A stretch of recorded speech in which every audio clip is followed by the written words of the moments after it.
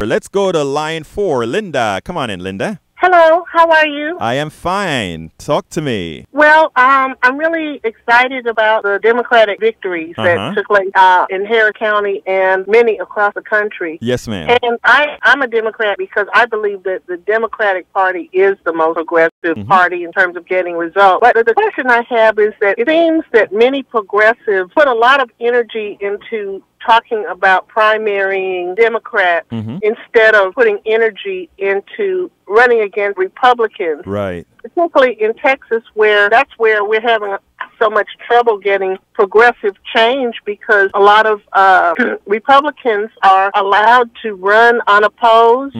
I'm just wondering what the thinking is, because in terms of like loading all the resources into primarying Democrats that quote-unquote misbehave, right, as opposed to running against Republicans, it kind of concerns me because it's almost like recognizing that you have to be more centrist to beat some of these districts that are swing districts. I am so happy without actually crediting Democrats that know that, and that's how they are able to win those seats. I am so happy that that's my question, Linda, and I am so happy. That is a very intelligent question, an important question, and one that I think everybody, including Democrats, must hear. And here's my answer to you. First of all, you are correct that a lot of energy sometimes go into talking about primarying a misbehaving Democrat. Let me first tell you that a misbehaving Democrat can be more dangerous than a Republican. A misbehaving Democrat who gives the semblance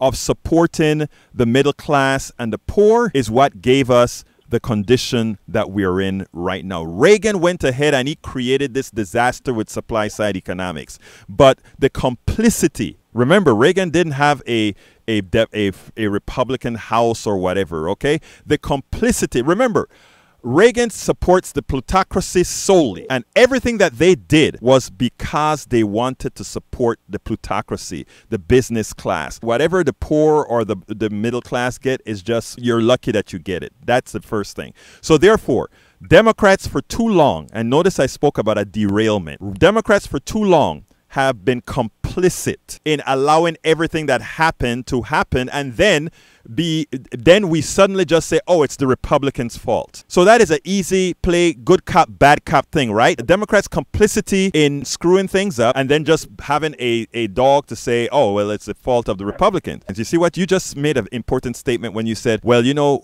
Democrats have to run in the center to win here in Texas, so we need to give them some leeway. Linda, here's what I'd like you to research with me. I don't ask you to take what I say at face value. If you look at the wants of Americans, what they say they want, if you look at the needs of Americans, what they say they need, and you do the polls, Democrats and Republicans are asking for the same thing. Why is it that all our Democrats aren't then, given that these things are already poll tested, going into these neighborhoods who prove that these progressive values is what they want, and not go out, not allow anybody to say, oh, you're a liberal, go and say, this is what I want to provide to you. But here's the problem. It's just like what they just did with the Green New Deal, talking about taking PAC money. They want to be able to talk through two sides of their mouth. Until Americans feel like they have a vested interest in winners that are going to solve their problems, it really doesn't matter. And that is the reason why I talk a whole lot about if they misbehave, they must be primaried. Because knowing that they will be primaried is one way to prevent them from misbehaving. You get my point? I do understand your objective. However, I think it still does not respond to the fact that certain districts have different demographics and different characteristics. Right. You bring up the Green New Deal. The Green New Deal wasn't new. Many of these tenets of the Green New Deal were already in play. There's a lot of things that are being recycled that are supposedly new, and they're really not new. And here, Linda, that you're making our point for us. It's not about it being new or not. It's about it having not been implemented. And the only reason it wasn't implemented, let's listen to what you just said. Obama in 2008 had all veto-proof Congress and Senate, okay? Theoretically speaking, that was the time when we needed to spend a boatload of money for all those things to be effected. And guess why they weren't? Because the plutocracy still had their hands on many of these Democrats that we call bad Democrats. And well, the other part of that is you had people that call themselves progressive that did not come out and vote straight party ticket in 2010 that help. That was part of the problem. No doubt. Yeah. Linda, you're right there, and we have to do a better job. I got to go to other calls, Linda, but I really appreciate your call, because what you brought up is something important that we have to discuss. And what I'm asking you to do is to work with the activists and give your opinions. And not only that, where sometimes you see activists which we do sometimes, go a little bit too far in particular districts, bring some balance. That is what we need. But well, ultimately, I appreciate the time today, and thank you for engaging in the discussion. Absolutely, Linda. You have a wonderful day, okay? You too. Thank Bye-bye. you. Now.